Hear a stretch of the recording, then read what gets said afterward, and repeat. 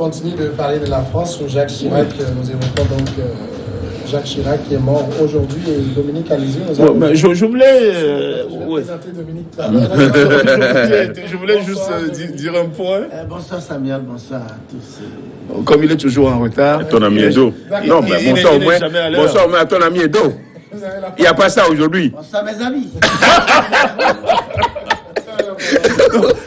L'autre aspect que je voulais relever aussi, parce que même quand on dit que Chirac a eu de l'impact sur les présidents africains, il faut dire aussi que des présidents africains ont eu de l'impact sur les différents gouvernements français. Notamment Bongo, voilà, qui faisait les ministres de la coopération quand ça ne lui plaisait pas. Et il y a un fameux livre de comment il s'appelle encore, celui qui a créé la lettre du continent. Glazière. Okay. Oui. Antoine Glazière qui avait décrit dans le menu détail comment quand les ministres de la coopération ne plaisaient pas à Yadema ou à Bongo, ils donnaient un coup de fil et puis ça se changeait. Du jour au lendemain, on sautait les ministres de la coopération. Donc c'est ces liens incestueux qu'il y avait dans la France-Afrique qu'il faut aussi soulever. Parce que de la même manière que on imposait aux chefs d'État africains des premiers ministres, disons, d'ouverture, comme Medem Kodjo au Togo, par exemple, on imposait des premiers ministres d'ouverture. De la même manière aussi, ce sont les chefs d'État africains qui choisissaient leurs ministres de la coopération en France. Donc, je voulais évoquer cet aspect aussi de la chose. Du président français Jacques Chirac. Il y a le président russe qui a dit que parmi tous les hommes d'État français qu'il a rencontrés, Jacques Chirac est de loin le plus intelligent. C'est son appréciation. Peut-être que dans certains dossiers, il s'est imposé. Et peut-être c'est ce qu'il dit, c'est ce qu'il fait dire qu'il est en disant non à Bush, par exemple. Non, en disant non aussi à la guerre. À la guerre, à Bush. Je crois suffisant. Oui, ça, oui, justement ça. Vous savez, à Bush fils. Lorsque vous prenez les autres présidents, vous prenez François Hollande, et non, d'abord Sarkozy, qui est allé en Libye tuer Kadhafi. Vous prenez l'intervention de la France aux côtés des Américains en Syrie. Et bien Hollande au Mali. Et en Centrafrique. Ils sont là. Ils suivent les États-Unis. Non, ils soutiennent mordicus les États-Unis dans leur dérive parfois, comme si la France n'a pas sa personnalité, c'est-à-dire que le pays français ou le président français n'a pas sa personnalité et qu'il doit suivre comme un véritable godillot les travers ou les dérives par exemple ici la France, Jacques Chirac avait accepté participer à la guerre guerre d'Irak avec l'assassinat, mais aujourd'hui l'histoire retiendra qu'il a fait fausse route, puisqu'aujourd'hui les preuves ont démontré puisque l'accusation portée contre Saddam était gratuite. Était des accusations fausses. Oui, la détention des armes, massives, ce qui n'existait nulle part. Donc c'était que les Américains voulaient convoiter le pétrole irakien et pour ça ils ont accepté d'envoyer des Dias mourir, des milliers de militaires sont morts, américains sont morts, et je ne parle pas des civils irakiens puisque eux, naturellement, ils sont allés pour les tuer. Bon, donc c'est dire quelque part que Jacques Chirac quand même a impacté la politique mondiale et dans ses relations avec certaines grandes puissances comme les États-Unis qui aujourd'hui chapeautent l'Europe. Pratiquement, on dirait que l'Europe est redevable aux USA après l'intervention américaine lors de la Deuxième Guerre mondiale et autres. Donc je crois que... Mais il a su maintenir la France dans une dynamique plus respectueux, il a amené la France à être quand même un pays totalement indépendant et non un pays assujetti. Bon, maintenant parlons de la politique africaine. Vous savez, Jacques Chirac, je vous ai écouté, il a accompagné les dictatures. Il a dit cette phrase que peut-être aujourd'hui, vous l'avez même souligné, que l'Afrique n'est pas encore une pour la démocratie. En fait, est-ce qu'il avait menti? Demandez-vous si véritablement le développement de l'Afrique passe forcément par cette démocratie importée. Je dis, les pays africains étaient démocrates avant. Et il y a des bases solides de démocratie dans les empires, dans les royaumes et autres là avant. Mais bon, on nous impose, on fabrique une histoire, on nous envoie, bon, prenez. Aujourd'hui, par exemple, vous dites que la France a soutenu beaucoup de coups d'État, par ici, par là. Et l'Angleterre, les coups d'État au Ghana, là, qui faisaient ces coups d'État? Il y a Kwame Nkrumah, je crois, il y a 23-4 ans. Il a été renversé par Kotoka. Après, c'est Achampon. Après, c'est Ilaliman. Tous ce moment qui se tiraient, qui se tuaient et qui venaient, c'est la France qui était derrière. Non, mais la différence. Tous les États européens qui avaient des colonies voulaient maintenir leur hégémonie sur la colonie. C'est tout. L'indépendance, c'est juste dire, bon, ok, on vous donne votre drapeau, votre hymne, et puis bon, mais nous savons. Cela ne nous empêche pas de condamner l'acte là qui est posé par la France comme les autres puissances. La différence avec la France. La chose comme si c'est seulement la France seule. Aujourd'hui, la différence. Je donne l'exemple de l'Amérique latine aujourd'hui. Prenez l'Amérique latine, ce qui se passe. Prenez l'Argentine. En tout temps, lorsque la gauche ou bien la famille Kirchner a pris le pouvoir, mais ils ont coupé avec les États-Unis, ils ont jugulé la crise, ils ont payé leurs dettes, et l'économie était florissante. Mais les États-Unis ont financé la droite, qui a actuellement pris le pouvoir avec le programme du FMI, et c'est le même problème économique qui se pose. Non, mais moi, ce que je voulais relever, chaque puissance, ce que je voulais relever par rapport à ce que Dominique a dit, et puis je vais ajouter autre chose par rapport à Jacques Chirac lui-même, c'est que, contrairement à la France, les pays anglophones et les pays lusophones ont laissé le libre choix au peuple du Ghana, par exemple, de s'autodéterminer et de trouver leur voie. Jusqu'à preuve du contraire, il y avait eu des déstabilisations à Champo, etc. Et Nkrumah qui était même mort hors de son pays. Mais cela n'a pas empêché, par exemple, l'Angleterre, la puissance colonisatrice, de laisser ces peuples-là s'autodéterminer, de trouver leur voie. Jusqu'à preuve du contraire, quand on prend les démocraties en Afrique aujourd'hui, les démocraties dans les pays anglophones sont des démocraties beaucoup plus florissantes. L'exemple que tu voulais donner, même tu pourrais parler de la Rhodésie du Sud, avec Mugabe, de la Rhodésie du Nord, avec la Tanzanie, etc. Tu pourrais donner ces exemples. Mais une fois que le cordon ombilical avait été coupé... Est-ce que c'était vraiment coupé? Laisse-moi terminer. Une fois que le cordon ombilical avait été coupé, on a laissé la latitude à ces peuples-là, notamment au Ghana, au Nigeria, de constituer, d'avoir des institutions fortes pour asseoir la démocratie. Contrairement à la France, contrairement au sommet France-Afrique, contrairement à la France-Afrique avec les pays francophones, le Commonwealth ne réagit pas, n'agit pas aussi directement depuis les indépendances sur la vie intérieure des nations colonisées. Contrairement à la France qui dictait même ses lois à nos chefs d'État ou bien qui dictait ses lois dans nos pays. Donc, je voudrais juste ajouter quelques mots avant que tu ne prennes la parole. Il a parlé de la Rhodésie du Zimbabwe.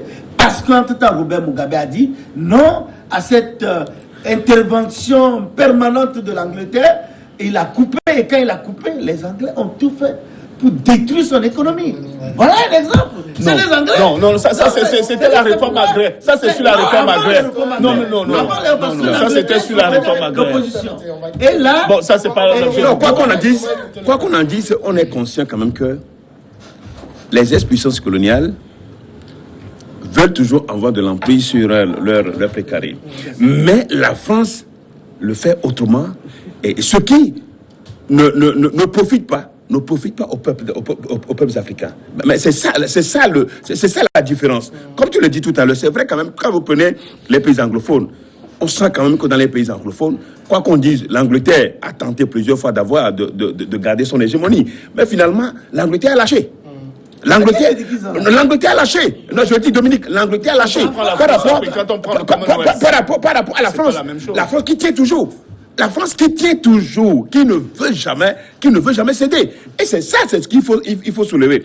Et ça, c'est l'intérêt de la France. C'est vrai. Mais les peuples d'Afrique aujourd'hui, même dans les pays anglophones, la France veut toujours aller tâter un peu le pot dans les pays anglophones. Et voici le terrain favorable pour pouvoir faire asseoir sa politique. Donc c'est pour dire que ce soit Jacques Chirac et ses prédécesseurs, et même ses successeurs, ils ont commis beaucoup de gaffes en Afrique. Ils ont fait du mal au continent. Ça, c'est ce qu'il faut. Je voulais quand même parler rapidement de l'homme politique français, parce que on ne saurait pas parler de Chirac sans dire un mot sur la politique intérieure, sur son impact sur la politique intérieure de la France. Souvenez-vous que Chirac a hérité du RPF. Avec Philippe Séguin. C'est quelqu'un qui a toujours... C'est un animal politique. Non, il est rusé, très rusé. Qui a toujours eu à opposer ses adversaires et ses amis immédiats à les opposer. Donc on l'a vu avec Philippe Séguin qui était président de l'Assemblée nationale à l'époque. Et il avait fait de sorte que Philippe Séguin, qui se croyait son dauphin, soit talonné par le maire de Bordeaux, Alain Juppé, et lui-même il disait que c'est le meilleur parmi nous, le meilleur d'entre nous tous. C'est sa phrase sur Juppé. Il disait c'est le meilleur d'entre nous tous. Donc il est arrivé où Philippe Séguin du RPF, il se disait non, je suis son dauphin, quand il sera pas là, je prends la tête du RPF. Qu'est-ce qu'il a fait? Il a changé le RPF. Le Rassemblement pour la France avec RPF, le Rassemblement pour la République. Et en ce moment-là, il a circuité Philippe Séguin et il a amené au devant Alain Juppé. Et qu'est-ce qu'il a fait d'Alain Juppé? Il lui a collé à la mairie de Paris tous les problèmes liés aux emplois fictifs. Et au lieu que Chirac soit condamné lourdement, c'est plutôt Alain Juppé qui a été condamné lourdement à 5 ans d'inéligibilité, qui a fait qu'il était même exilé au Canada entre-temps pour devenir professeur d'université. Et la même chose, la même roublardise, il a fait aussi en opposant Villepin, qui se voyait déjà secrétaire général de l'Élysée, donc comme dauphin de Chirac, en opposant alors Sarkozy à Philippe de Villepin. Et finalement, il a écrasé de Villepin. Villepin s'est écrasé tout seul. Et Chirac, Sarkozy est arrivé, alors que Chirac lui-même ne s'attendait pas à cette montée de... Mais quand même, c'est l'un des rares chefs d'État qui a connu quand même beaucoup d'ennuis dans le judiciaire. Donc, il faut conclure alors, il faut conclure alors que c'était un animal politique très redoutable qui a transformé le parti RPF en RPA, qui est devenu l'UMP, et puis maintenant les Républicains. Mais il a toujours sa main avec ses démembrements qui ont phagocyté. C'est fidèle, hein? Voilà. Donc c'est un redoutable animal politique aussi, il faut le souligner. Second sujet, nous revenons sur le continent et on va parler maintenant de la Tunisie. La chaîne de télévision publique tunisienne qui participe à l'organisation d'un débat pour le second tour de la présidentielle s'est dit prête à ce qu'il se déroule en prison au cas où le candidat Nabil Karoui en détention provisoire serait toujours incarcéré. Le 15 septembre, Taïs Sayed, universitaire ayant fait campagne contre le parti au pouvoir, les partis au pouvoir, est arrivé en tête avec un peu plus de 18% des voix devant Karoui qui a rassemblé un peu plus de 15% des voix après avoir mené de multiples opérations de charité télévisées. Cette décision était attendue ce mercredi, une décision attendue ce mercredi de libération de Karoui, mais en raison d'une grève du parquet, les juges n'ont pas pu se prononcer et le fondateur de la chaîne de télévision émettant sans licence a poursuivi depuis 2017 pour blanchiment d'argent. Alors, un débat télévisé à la prison de Mécanisé, ça va être une première. Mais ça veut dire quand même que on intègre au niveau de la Tunisie que Karoui ne soit peut-être pas libéré. Bon, c'est le schéma qu'on est en train d'observer. Justement, en faisant ce débat télévisé à la prison, et s'il gagnait, on va transporter le palais de la présidence à la prison, ou comment le schéma va se dessiner, parce que ça aussi, je crois que la justice devait vraiment dire le droit, puisque au fait, il n'est pas directement accusé, il est pour le présomption d'innocence. Et que pour le moment, je crois que maintenant qu'il est en bonne position pour aller qu'il est sorti pour le second tour, on devait le libérer. Et ça lui permettra de faire sa campagne, si tant que vraiment on est accroché à la liberté, à la démocratie, on devait le laisser. C'est vrai que l'accusation n'est pas aussi... bon, c'est une accusation, je crois que c'est une ONG qui a sorti un rapport disant l'accusant d'avoir blanchiment d'argent. Mais je crois que le gouvernement d'alors s'est saisi parce qu'ils avaient vu on l'avait vu venir de loin. Parce qu'il a pu, avec sa chaîne, il a pris le temps de faire des choses à l'endroit de la population et qu'il se disait que c'est un challenger vraiment très redoutable qu'il fallait se saisir de cette occasion pour le mettre au nu. Mais malheureusement, ou heureusement pour lui, il vient en deuxième position. Et si c'est possible, si ça serait vraiment la première dans le monde qu'un candidat fasse un débat en prison, je me demande si le premier, enfin les deux, vont se retrouver en prison pour faire ce débat où ce serait, on va le faire sortir.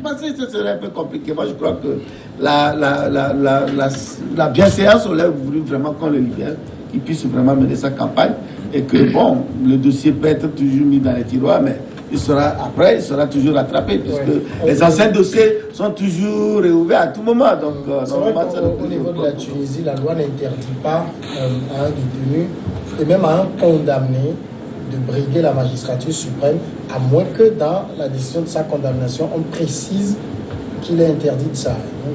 Dans l'espèce, ça ne pose pas de problème. À moins qu'il soit déchu des droits civiques. Oui, politique. Non, je crois quand même que ce qui se passe en Tunisie est la première du genre. Aller faire un débat en prison, puisque le détenteur de la chaîne dit que le débat doit être fait en prison. Donc, ce qui veut dire que tout l'appareil, tout le système de transmission de candidats doit être en prison. Et moi, comme Dominique l'a dit tout à l'heure, je crois jusque-là, il doit bénéficier quand même de la présomption d'innocence. Il est toujours prévenu. Jusque-là, il n'est pas encore condamné. Et plus encore, la loi dit que s'il est condamné, il peut être même brigué un poste électif. Donc, je crois quand même que les adversaires de Naru, comment il s'appelle? Nabi Karoui, ont trouvé juste, ont vu quand même, vous savez, l'homme d'affaires est très primé dans le pays, et puis il pouvait faire mal, puisqu'il est en prison. Mais voilà, il est second. Ce qui n'était pas le cas. Je ne sais pas s'il faut comparer ce qui s'est passé avec le maire de Dakar. Le maire de Dakar, il n'a pas pu faire campagne. Il s'est fait élire aussi député. Donc, c'est pour dire que la démocratie tunisienne, quand on voit quand même la démocratie tunisienne aujourd'hui en Afrique, elle veut se singulariser. Et c'est une bonne chose. C'est une bonne chose. Maintenant, il va falloir qu'on le libère pour qu'il puisse faire la campagne. Et même s'il est élu. Parce que les Tunisiens peuvent tenter d'être plus proches de lui, avoir compassion. C'est ça, non? Si c'est le terme, compassion de lui, parce qu'il est en prison et l'élit. Ça peut jouer aussi, ça peut jouer à sa faveur. Et là, qu'est-ce qu'on va faire? Il va bénéficier d'immunité. On estime que l'immunité présidentielle n'est pas rétroactive en Tunisie. Bon, là, dans ce cas, ça va être difficile. La loi lui permet de se présenter et d'aller jusqu'au bout. Et s'il est élu, qu'est-ce qu'il va se faire? Bon, en tout cas, il faut les juristes pour faire une lecture à la loupe de ce cas précis. Mais on attend de voir ce qui va se passer. Justement, dans ce cas précis, c'est déjà quand même une incongruité de le maintenir en prison. Non, mais il faut aller, tout ce qu'on débat, tout ce qu'on dit là, c'est superficiel. Il faut aller au fond de ce dossier-là. Pourquoi Karoui s'est retrouvé en prison? C'est parce que depuis Ben Ali, il a installé un système opaque pour s'enrichir. Parce que n'oubliez pas que c'était le communicant de Ben Ali du palais de Carthage. Oui. Et à travers cela, il s'est enrichi. Et quand il s'est enrichi, il a vu les premières lueurs de la révolution arabe. Il s'est soustrait du jeu. Donc il a monté une chaîne de télévision pour parler du commun du vécu quotidien des Tunisiens. Oui. Et il a envoyé ses reporters partout dans le pays. Et il a envoyé ses reporters partout sur le pays pour relever justement la souffrance quotidienne. La souffrance quotidienne plutôt, et puis les besoins des populations, et des reportages vraiment qui ont fait mouche. Et lui-même, en tant que communicant, qu'est-ce qu'il a fait? En tant que communicant politique, il a surfé sur ces souffrances-là en créant une ONG par la suite pour aller faire des œuvres de bienfaisance partout. Mais sa fortune, il a acquis comment? Ça, c'est la première question qu'il faut se poser. Donc, quand le dossier était sorti sur ces blanchiments d'argent, c'était vraiment un dossier correct, qui est un dossier correct, même si quelque part, Ennahda, qui était le parti au pouvoir, avec les islamistes sortants, ont vu que maintenant, avec celui-là, avec toute sa richesse et toute sa popularité qu'il a, même quand il n'était même pas encore candidat, avec toute sa popularité, il peut faire mal. Donc, on a fait sortir le dossier pour l'inculper. Mais ce qu'il y a aujourd'hui en Tunisie, c'est que les Tunisiens sont obligés de choisir entre la peste et le choléra. La peste, pourquoi? Parce que l'autre candidat, l'universitaire, Saïed, mais c'est quelqu'un qui prône la charia. C'est quelqu'un qui veut un retour de la peine de mort. C'est quelqu'un qui veut caser les femmes dans leur état, dans leur portion congrue de femmes dans les pays musulmans. Donc, et c'est pour ça d'ailleurs que quand vous voyez, ce sont les islamistes de Ennahda, dont le Premier ministre, on avait pensé que le Premier ministre allait faire un bon score. Et comme les deux candidats, d'ailleurs, Karoui et Saïed, ont fait une campagne sur une campagne anti-système, où on a dit que bon, voilà, c'est le système Ennahda, hérité de Ben Ali déjà, et que c'est le même système qui fait que il y a toujours de la misère. Ils ont dit qu'ils sont des candidats de rupture, des candidats anti-système. C'est ça qui a fait que les Tunisiens, ils se sont trompés en voter pour un islamiste, le professeur d'université, qui prône la charia et qui prône la peine de mort et qui veut réduire les femmes à leur portion congrue. Donc, quand ils se sont rendus compte finalement que c'est celui-là qui est venu en première position, qu'est-ce qu'ils ont fait? Ils se sont dit, ah ben non, qu'est-ce qu'il y a? C'est une langue de bois. Et la gueule de bois, ils se sont réveillés avec une gueule de bois. Ils se sont dit, mais comment est-ce qu'on peut élire quelqu'un comme ça comme chef d'État? Et en plus, qu'est-ce que j'allais dire? Quand je dis, si je veux dire voleur, c'est trop, mais... Alors qu'en Tunisie, il y avait déjà une évolution.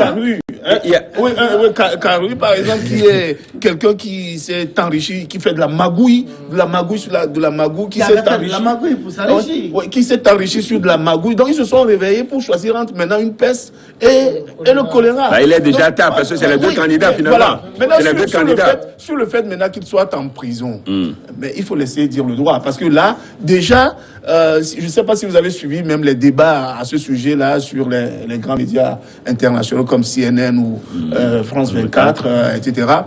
Mais déjà, le droit tunisien est flou sur le sujet. Sinon, on ne devrait pas permettre d'ailleurs à quelqu'un qui est soupçonné par la justice d'être candidat. La Cour suprême devrait rejeter son dossier. Mais il s'est fait que... Oui, il s'est fait que... Moi, j'allais dire qu'aujourd'hui, les Tunisiens sont désemparés. Et pas le système. Parce que ils ont cru que, avec l'avènement de la démocratie, avec le départ de Ben Ali, accusé à tort ou à raison comme un dictateur sanguinaire, ils vont prospérer, ils vont réussir dans leur affaire, le pays va émerger. Mais ils se sont rendus compte que ils ont filé le mauvais coton. Parce que non, il n'y avait pas un mauvais coton là-bas. Hein. Je dis, Ben Ali est parti. Il est parti. La misère s'est aggravée, le chômage a grimpé. Et c'est ce qu'on laisse croire. Les jeunes ne trouvent pas de débouché, ne trouvent pas d'issue. Finalement, donc, ils se sont dit, mais les islamistes de Ennahda, ils sont venus, n'ont pas pu faire grand-chose. Et après, c'est Ida Tounes de Kaïb qui est décédé. Lui aussi, il a essayé de faire ce gymnastique, mais ils n'ont pas rien trouvé de concret. Finalement, ils se sont dit, mais non, mais il vaut mieux abandonner tout ce beau monde-là, aller vers des gens qui ne sont pas dans le système. Et c'est peut-être ce qui... ils sont allés vers des illusionnistes. En réalité, est-ce que quelqu'un avait une position magique pour résoudre d'une manière immédiate et réelle les problèmes des jeunes? Ça n'existe pas. Je vous dis que c'est ça en fait la politique et les gens doivent voir. C'est pourquoi je plains toujours au jeune Bazizi qui s'est immolé, croyant que son acte croyant que ce acte devait vraiment changer les choses et il s'est sacrifié pour les autres jeunes. Malheureusement, ça n'a rien, puisque je dis toujours, de toute façon, après lui, il y a une offre qui se sont immolés. Malheureusement, on les a enterrés. Ça n'a rien changé. De toute façon. Ça ne changera rien. De toute façon. Alors, ceux qui suivent les politiques, comme le printemps. Sortez, marchez. Le printemps arabe, de toute façon. Le printemps arabe a fait partie Ben Ali. Il n'y a aucun magicien. La révolution a fait partie Ben Ali. Le temps de Ben Ali est révolu. Est révolu. Ouais, en espérant que. Est révolu. Et que les Tunisiens veulent du nouveau.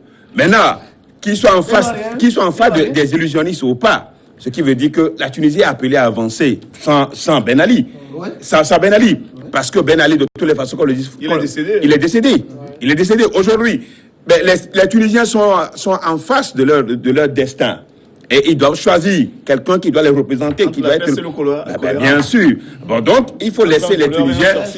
Et on ne va pas continuer avec les mêmes personnes qui pillent, les mêmes personnes qui font du mal au pays. Et c'est pourquoi il faut changer les dirigeants. C'est pourquoi il faut changer les dirigeants à des intervalles, à des temps réels, pour que les gens ne s'accrochent pas comme en Afrique, où les gens veulent s'accrocher, veulent rester au pouvoir. La tenance ou le développement passe par ce changement. C'est aussi vendre de la chimère. Non, pas du tout. Pas du tout. Quand une même équipe, c'est une même équipe qui conduit pendant des années, ça ne va jamais prospérer. De toute façon, ça ne va jamais prospérer les citoyens. Il faut comparer. Je dis, Dominique, il faut comparer. Non, de toute façon. Non, quel malheur. Mais c'est ça. Non, le malheur est où? Le malheur est où? Le malheur, c'est ça. On va à la pause et on revient juste après. Le malheur.